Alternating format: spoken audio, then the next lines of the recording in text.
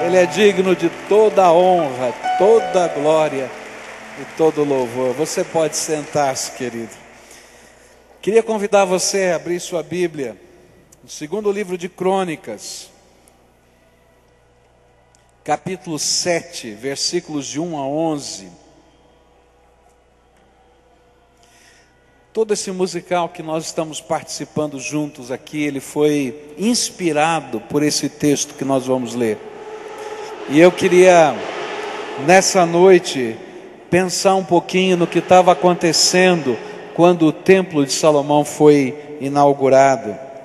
Segundo Crônicas, capítulo 7, versículos de 1 a 11. Está com a sua Bíblia aberta?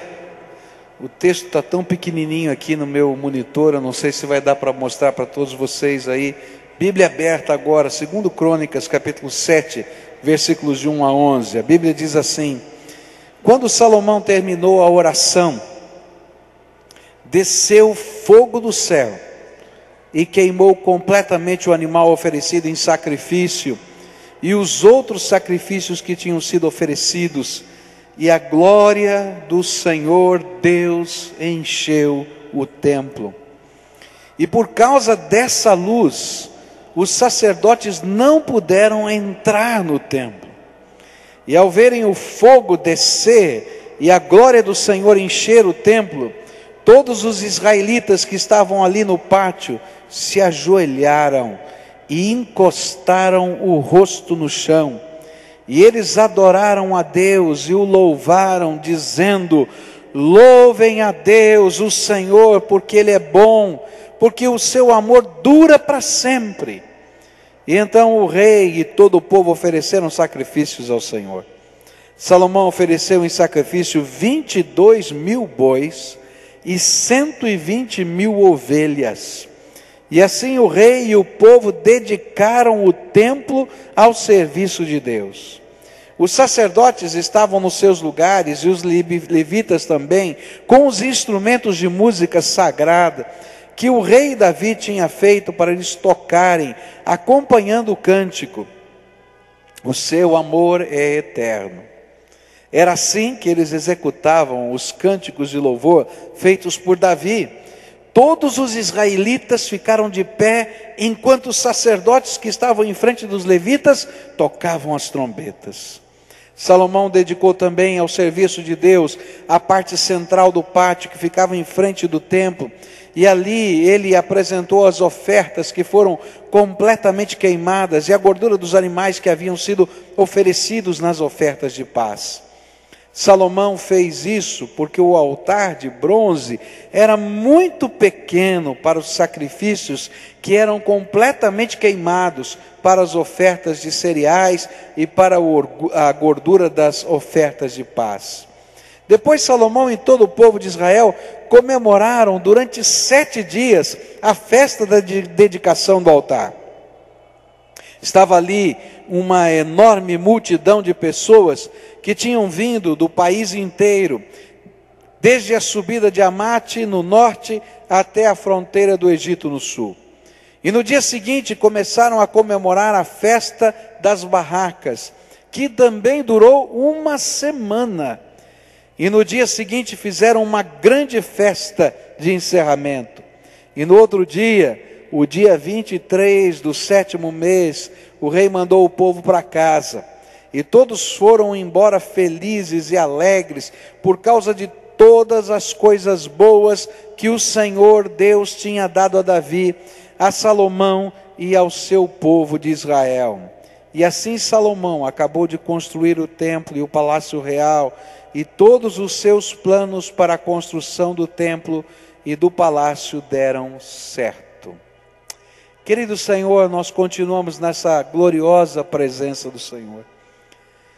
Eu te louvo por aquilo que já vimos e ouvimos aqui.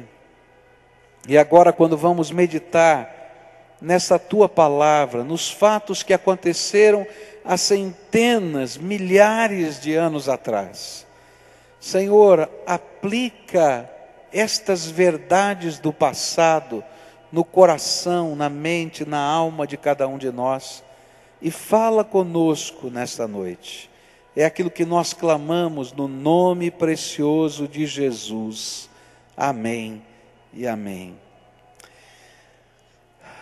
Quando esse musical foi escrito, o autor tinha em mente a ideia de retratar em poesia a experiência de fé que aqueles homens do passado viveram.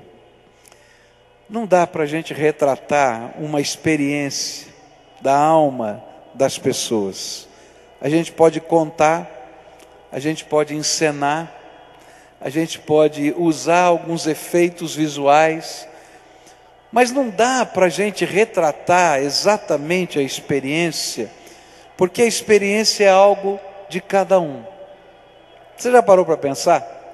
Você vive um determinado momento da sua história, e depois você conta esse mesmo momento da sua história para outras pessoas que viveram com você o mesmo momento. Pode ter certeza que você vai ter versões diferentes do fato. Por quê? Porque a gente não conta só o fato.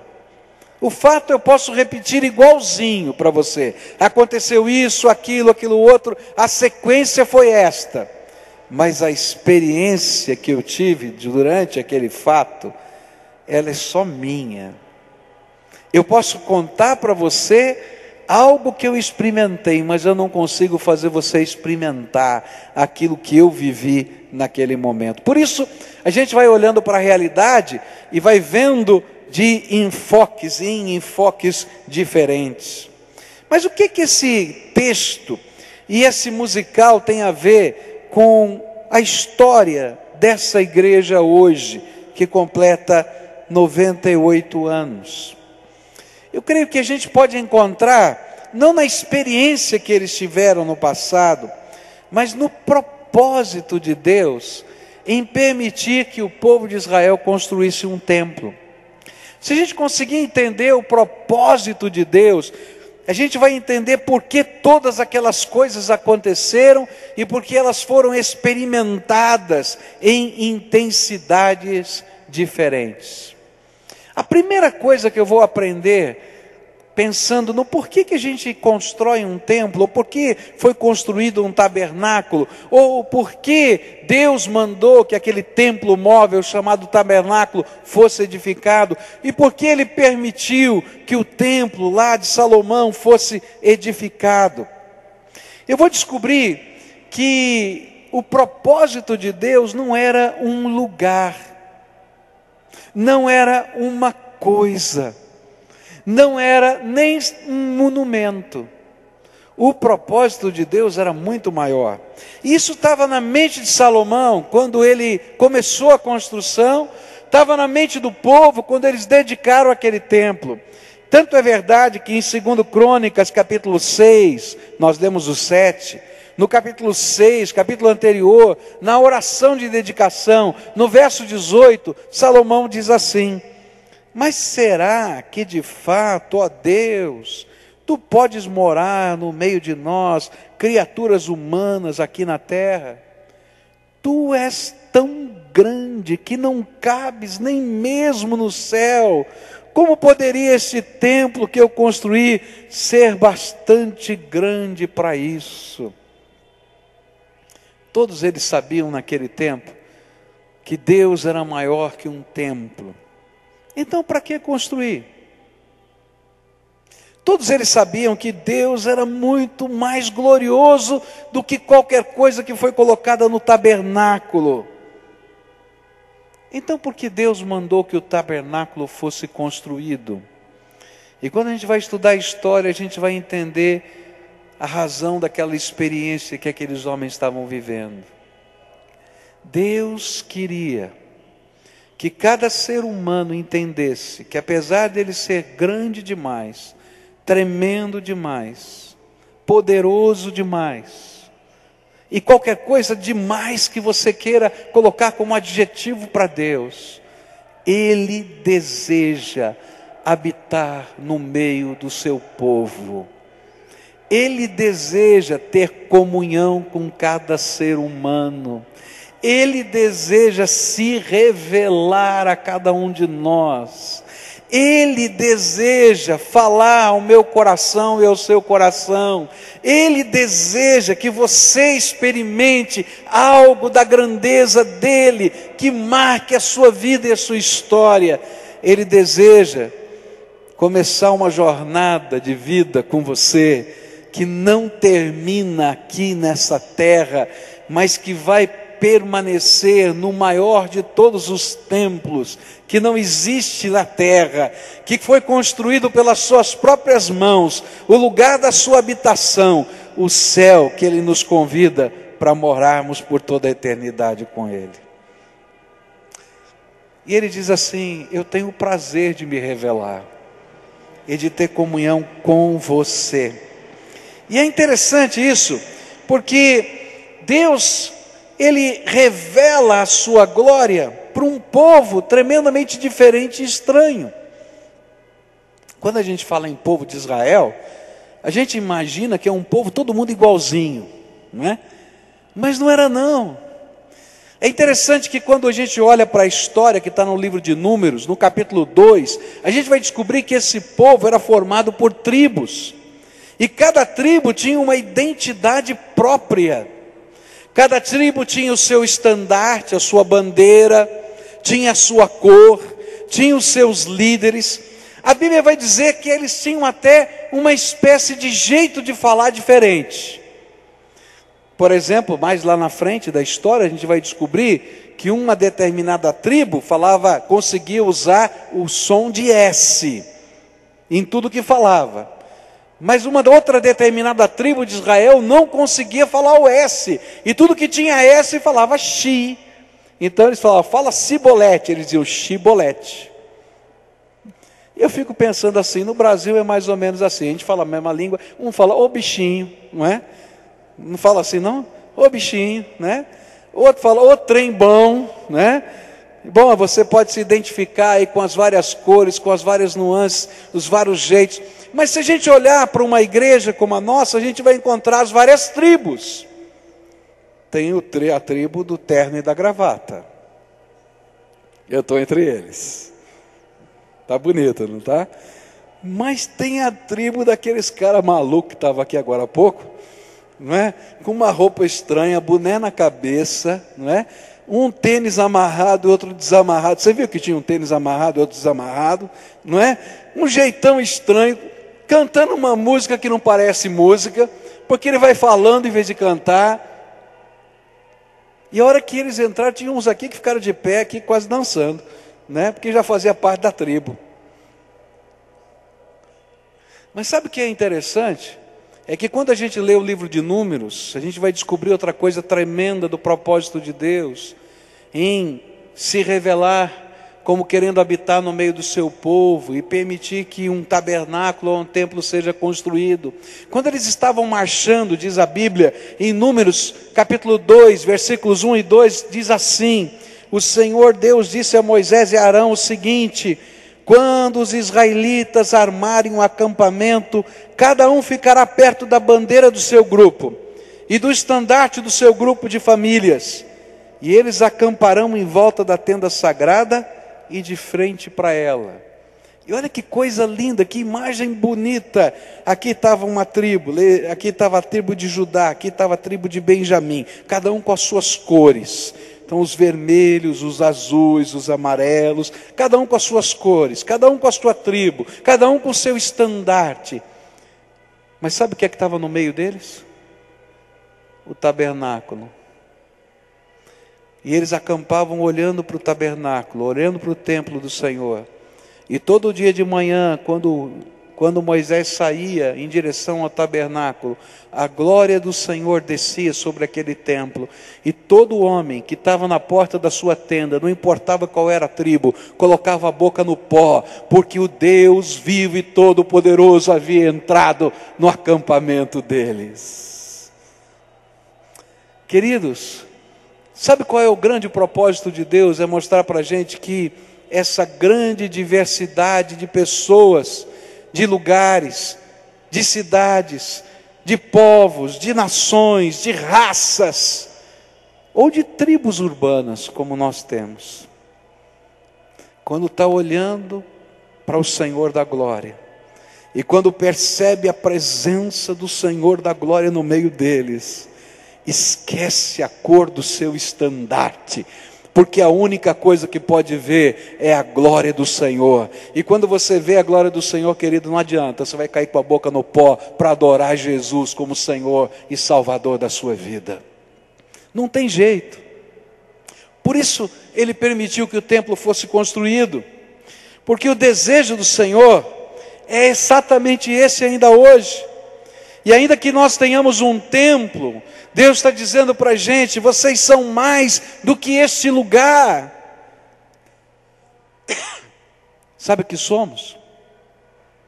Uma comunidade de fé. Sabe para que esse lugar existe? É para dizer que nós somos, nós, não eu, nós somos uma comunidade de fé. E que no meio dessa comunidade de fé, Deus vai revelar a sua glória. Que no meio desse povo de Deus, Deus vai revelar a sua glória.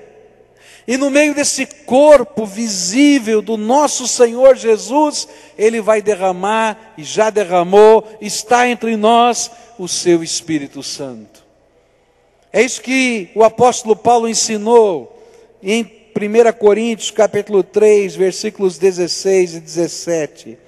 Certamente vocês sabem que são o templo de Deus e que o Espírito de Deus vive em vocês. Está no plural. É no povo. E assim, se alguém destruir o templo de Deus, não essas pedras que estão aqui, mas esse povo, essa comunhão, essa comunidade de fé, Deus destruirá essa pessoa, pois o templo de Deus é santo e vocês são o seu templo. A primeira lição do propósito de Deus em permitir que a gente construa um templo é que eu e você saibamos de uma verdade: Ele quer habitar em nós, e Ele quer habitar entre nós. Ele habita em nós quando pela fé recebemos Jesus como Senhor e Salvador da nossa vida. E entendemos que não podemos chegar perto dele a não ser pela infinita graça de Deus. E então dizemos: Jesus, nós precisamos do Senhor, perdoa os nossos pecados. E então Ele vem com o seu Espírito Santo, entra dentro do nosso coração e faz da nossa alma o seu templo. Mas não para aí. Porque se você ficar só com isso, você vai se esfriar e vai se perder. Porque a vida cristã não é uma vida apenas de adoração contemplativa e individual. Mas ele vai dizer: olha, se aproxima daquele outro em que eu coloquei um pedacinho do meu espírito também, e daquele outro que eu coloquei um pedacinho do meu espírito também, e daquele outro que é tão diferente de você, mas que eu também coloquei um pedacinho do meu espírito. E sejam a totalidade daquilo que o mundo pode conhecer, visivelmente, da minha glória e da minha presença. E aí ele nos convida para sermos nós, o templo vivo de Deus. E aí quando entramos num lugar como esse, ele passa a ser templo de Deus. Reverenciamos a presença dele porque ele habita no meio de nós. Nos curvamos diante dele porque ele é o Senhor, não só desse lugar, mas da nossa vida. A segunda coisa que eu aprendo: por que Deus permitiu que os templos fossem construídos? É porque só constrói um templo quem um dia foi marcado pelo poder de Deus. Há muitos anos atrás eu estava numa reunião numa entidade filantrópica aqui da cidade, e tinha um médico do meu lado, e aquele médico disse: o senhor é o pastor daquela grande igreja que tem no Batel? Eu falei: sou. Vocês estão construindo um templo? Eu falei: é verdade, estamos construindo um templo. Ele olhou então para mim e disse assim: que pena. Eu falei: por que pena? Não entendi. Porque vocês vão construir com o dinheiro dos pobres. Eu disse: por que o senhor diz assim? Porque rico nenhum vai botar dinheiro em templo. E eu saí dali preocupado. Falei, mas o que esse homem está querendo dizer? O que ele significa? Está me chamando de charlatão, está me chamando de enganador das pessoas. Aí eu entendi uma coisa. Qualquer pessoa que tem o seu coração em qualquer outra coisa ou lugar, a não ser na revelação do Deus vivo e todo-poderoso, nunca vai investir na obra de Deus nessa terra. Mas todo aquele que foi tocado pela presença do Deus todo-poderoso, todo aquele cuja glória de Deus um dia marcou a sua vida, todo dia que tem um pedacinho dessa glória marcada dentro da sua alma, não consegue deixar de investir toda a sua vida para que Deus seja glorificado e honrado, porque Ele passa a ser a razão absoluta da nossa existência. E o que vai acontecer nesse texto é exatamente isso. Aquele povo está numa festa. Salomão convidou todos os líderes da nação e convidou todos os chefes de família de toda a nação. Foi uma santa convocação. Saíram os arautos, tocaram as trombetas de aldeia em aldeia, de cidade em cidade, dizendo assim: olha, todo homem que tem idade do serviço militar está sendo convocado, como se fosse uma convocação para a guerra, para comparecer na cidade de Jerusalém em tal dia. E começaram a vir caravanas e caravanas de homens de todos os lugares para a dedicação do templo. Eles não sabiam exatamente como ia ser, mas eles tinham que atender a santa convocação do Senhor, essa é a ideia. E assim era chamado. E quando eles chegaram lá, viram um templo muito bonito, viram os preparativos, mas não foi isso que moveu o coração daquele povo, nem foi aquilo que moveu a adoração daquele povo, a dedicação daquele povo, não. Salomão sobe num pequeno estrado, no meio de uma multidão, e faz uma oração. E ali em cima do altar havia um animal que seria queimado, imolado e queimado. Já havia sido imolado, ele seria queimado. Só que tudo estava preparado, o fogo estava na mão, tudo estava sendo preparado, tudo estava ali, mas de repente aconteceu no final daquela oração algo extraordinário, que não estava no script dos homens. Fogo do céu, e o povo podia ver lá dos altos dos céus, algo descendo como uma bola de fogo, que veio e consumiu tudo que havia no altar. Você pode imaginar se você estivesse ali ao vivo e a cores vendo isso? E de repente a glória do Senhor.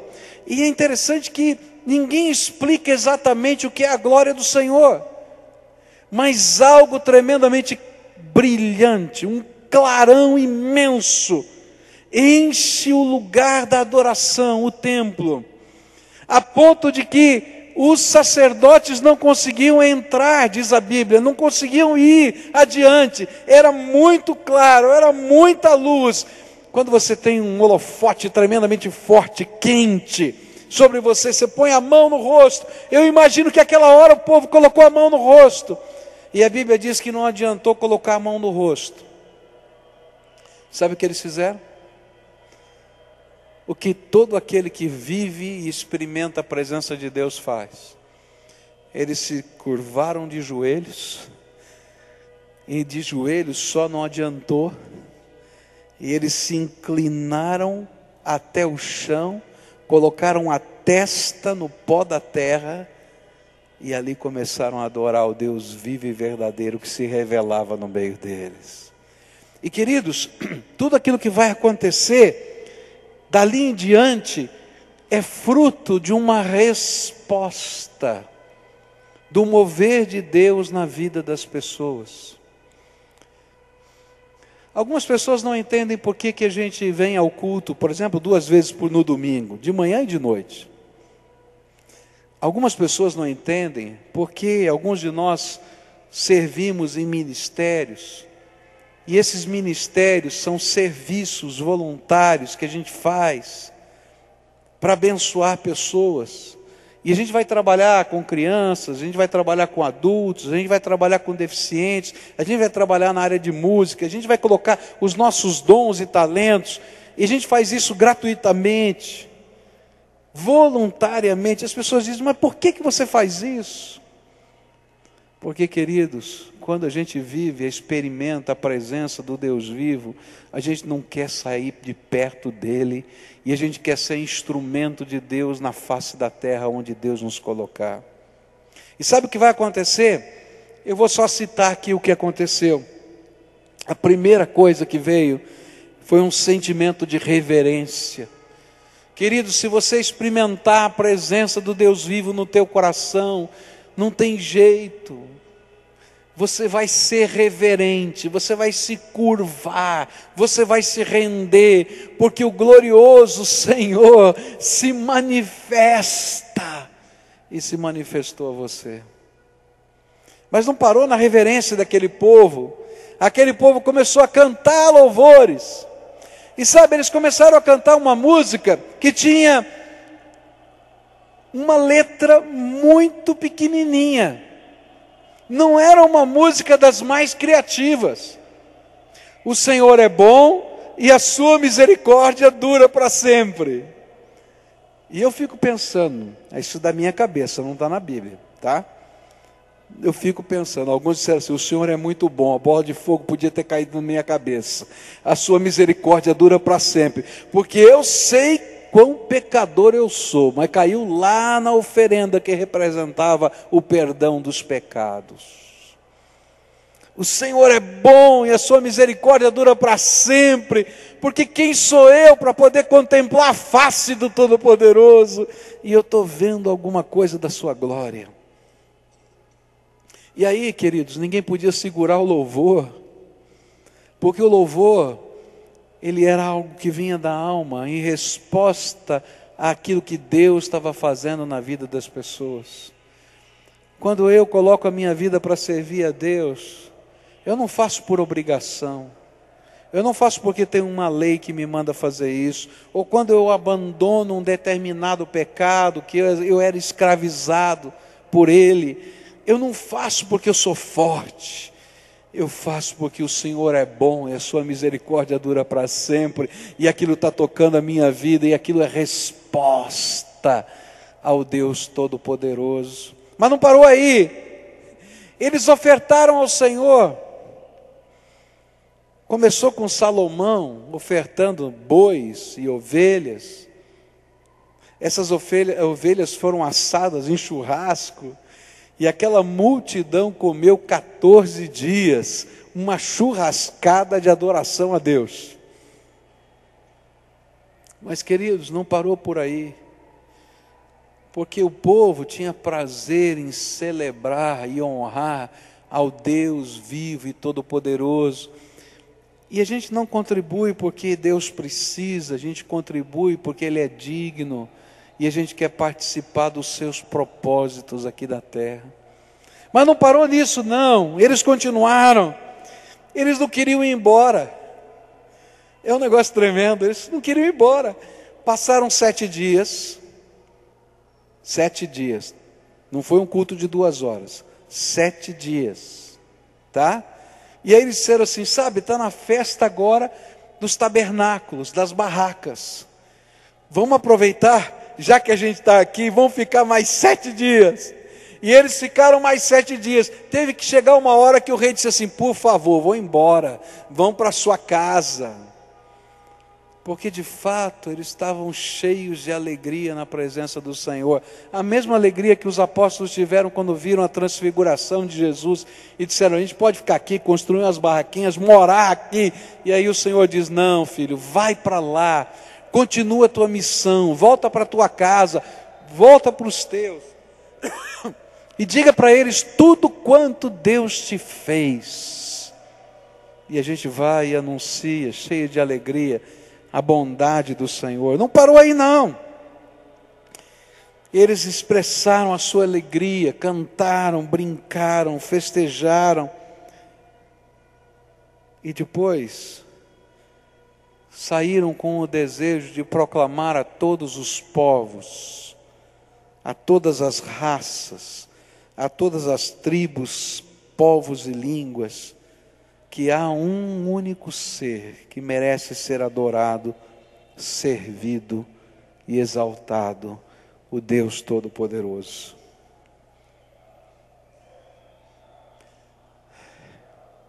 Havia mais uma coisa naquele templo que eu queria destacar para você nessa noite. Lá dentro daquele templo havia uma arca.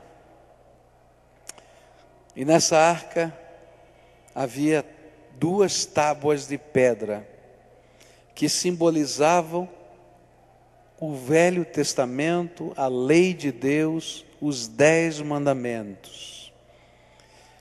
Para o judeu, não era só um texto sagrado, mas era o memorial de uma aliança e de um pacto que Deus havia firmado com o seu povo.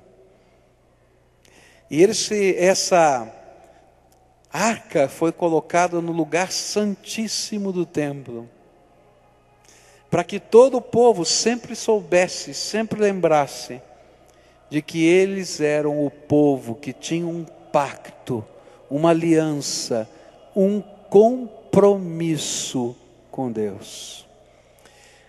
Eu queria terminar essa meditação pensando em algumas coisas que Deus quer trabalhar na nossa vida. A primeira delas, Deus quer revelar a sua glória para você. Essa é a primeira coisa.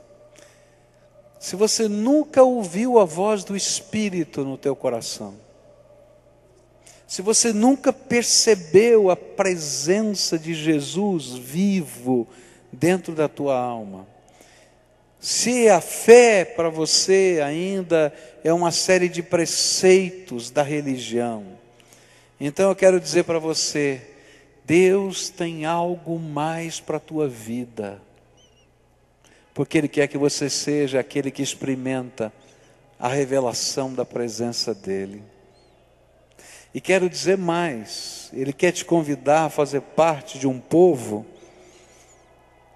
que vive e experimenta a graça de Deus todos os dias.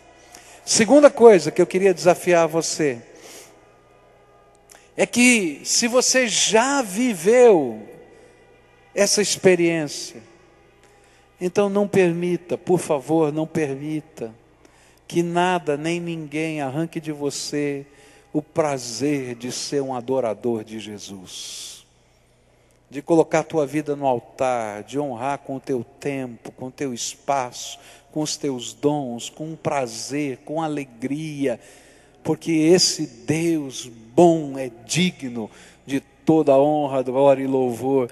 E o que nós estamos fazendo não é nada mais do que responder à revelação dele na nossa vida. Terceira coisa que eu queria desafiar você nessa noite é, queridos, não dá para viver isso sozinho.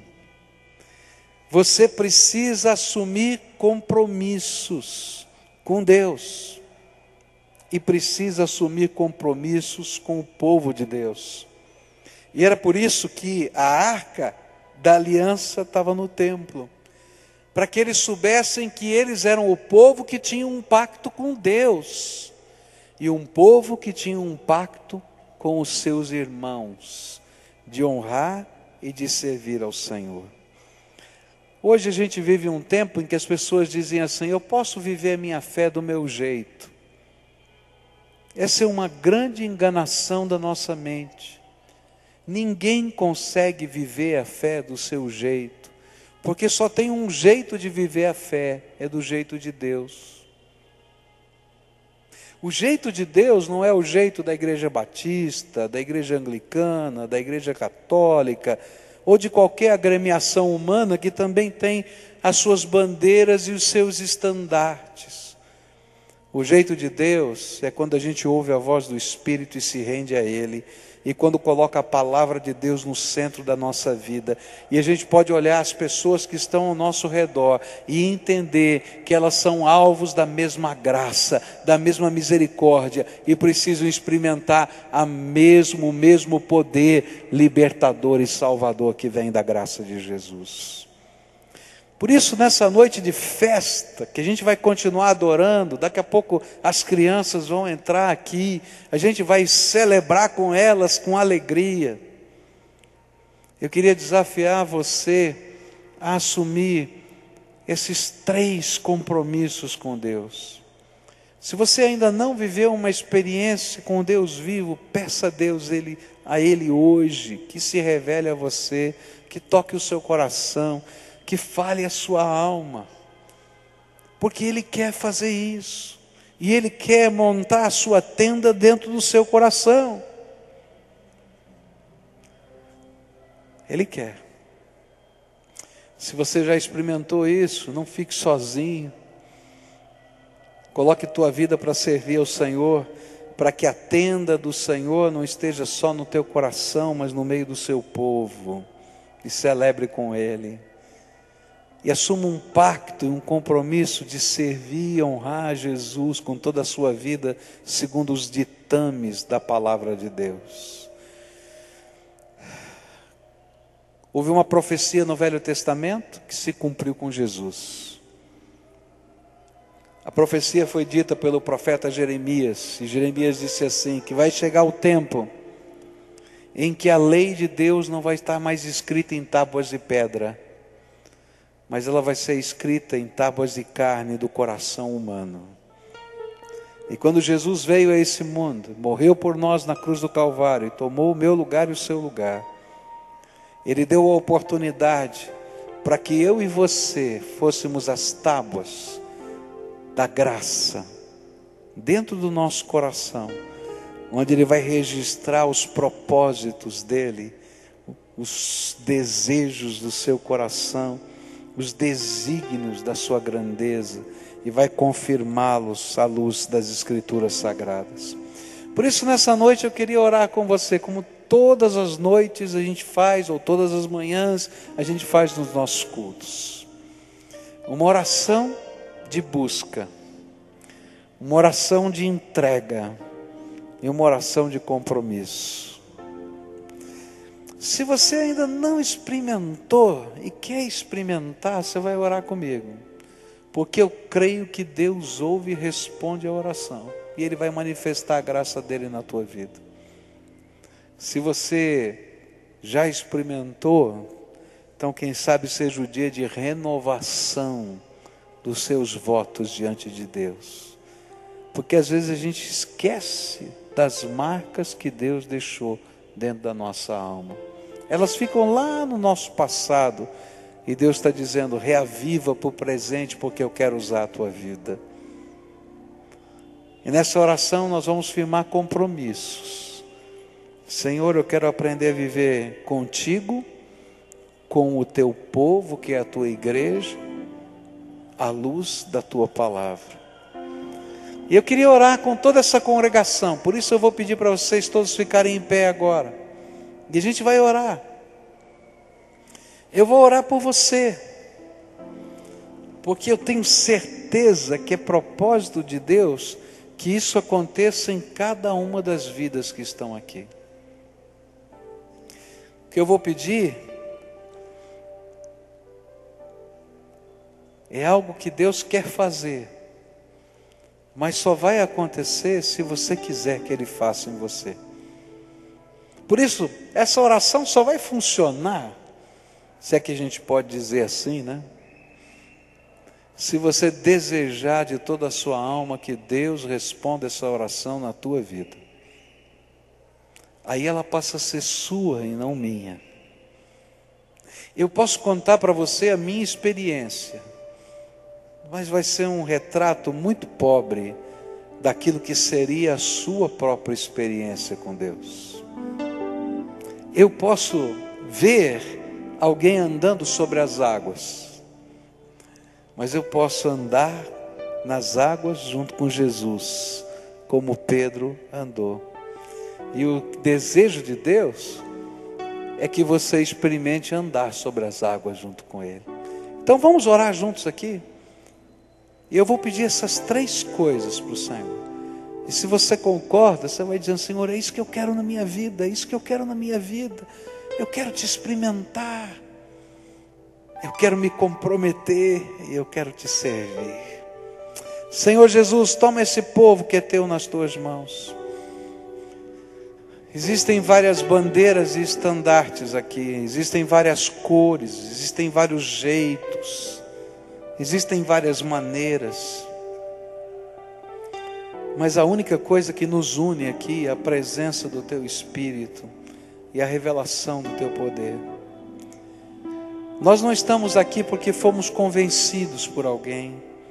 Se assim fosse, toda a nossa fé terminaria quando essa pessoa nos decepcionasse, ou quando víssemos alguma coisa, quem sabe, que nós não concordemos. Mas, Senhor, nós estamos aqui porque o Senhor falou ao nosso coração. E apesar de sermos diferentes, o Senhor nos une debaixo da tua graça. Por isso, nessa hora eu quero te pedir, vem, ó Espírito Santo de Deus, e se derrama em graça e misericórdia sobre nós. E que cada um aqui, Senhor, do jeitinho que é, possa conhecer a revelação da tua grandeza. Ah, Jesus, se o Senhor abrir os nossos olhos, se o Senhor tocar o nosso coração, não tem outra resposta que possamos dar a não ser cair com a boca no pó e glorificar o teu nome. Eu quero te pedir, Jesus, vem com a tua graça agora, vem com o teu poder, vem com a tua misericórdia.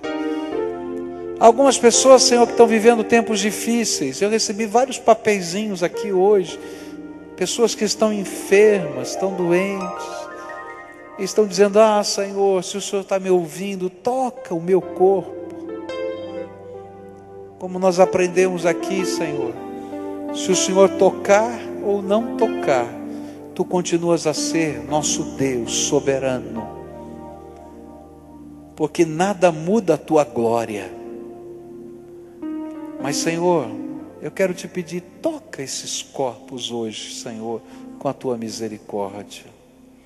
Ó Senhor, tem pessoas aqui que estão chegando dizendo, Senhor, eu até que gostaria de experimentar, mas eu tenho tantos medos, tantas dúvidas. Alguns estão dizendo tantos pecados. Ó Senhor Jesus, eu quero te pedir que agora aquele sangue que o Senhor verteu na cruz do Calvário, purificador, perdoe, lave todo o pecado. E se tem alguma forma de algema, de amarra espiritual, que seja quebrada agora em nome de Jesus. Mas eu quero te pedir, Senhor, que toda fortaleza na mente também seja quebrada, para que a glória do Senhor seja vivida e experimentada. Senhor Jesus, visita-nos, marca a nossa vida com a tua presença. Alguns de nós, Senhor, já tem tantas marcas aqui dentro, a gente pode olhar até para o nosso corpo e ver marcas do Senhor, olhar para a nossa história e ver marcas do Senhor. Senhor, não nos permita esquecer daquele momento glorioso da tua revelação, nem pegar os nossos dons e talentos e escondê-los na vida, mas, Senhor, que nós possamos colocá-los nas tuas mãos para que sejamos instrumentos da tua glória. Pai, aviva a tua igreja, aviva, Senhor, a cada crente no Senhor Jesus, desperta, dá fome, Senhor, da tua graça, dá ousadia e usa-nos para a tua glória. E, Senhor, faz-nos ser pessoas que têm compromisso com o Senhor, porque tu és a razão de tudo. E nós queremos ter um compromisso com o Senhor. Senhor, coloca a tua marca de propriedade em nós, porque nós queremos que tu sejas o primeiro na nossa vida. Faz isso, Senhor, por favor.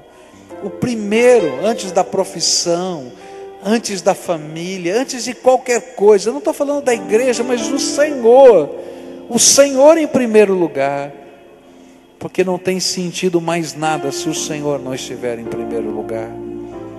Por isso queremos ter compromisso contigo. mas faz com que o nosso compromisso contigo se transforme em compromisso com as pessoas, e possamos ter compromisso com o teu povo, como família de Deus, como igreja do Senhor, e que deixemos de ser andarilhos dessa terra, como alguém que não tem um povo, mas que nós possamos descobrir que temos um povo e uma família, e nos agregarmos à igreja do Senhor, onde o Senhor nos colocar. Mas alteia, Senhor, os nossos olhos para que vejamos as pessoas de todas as raças, tribos, povos, nações, dentro da cidade e fora dela, no mundo, para que sejamos nós instrumentos da Tua graça, aonde o Senhor nos colocar, de tal maneira que as pedras não precisem clamar, mas que nós sejamos, Senhor, as pedras vivas que clamam, que gritam, que cantam e que exaltam o Deus Todo-Poderoso e a sua glória para todos sempre, sempre. Amém e amém. Você pode se assentar.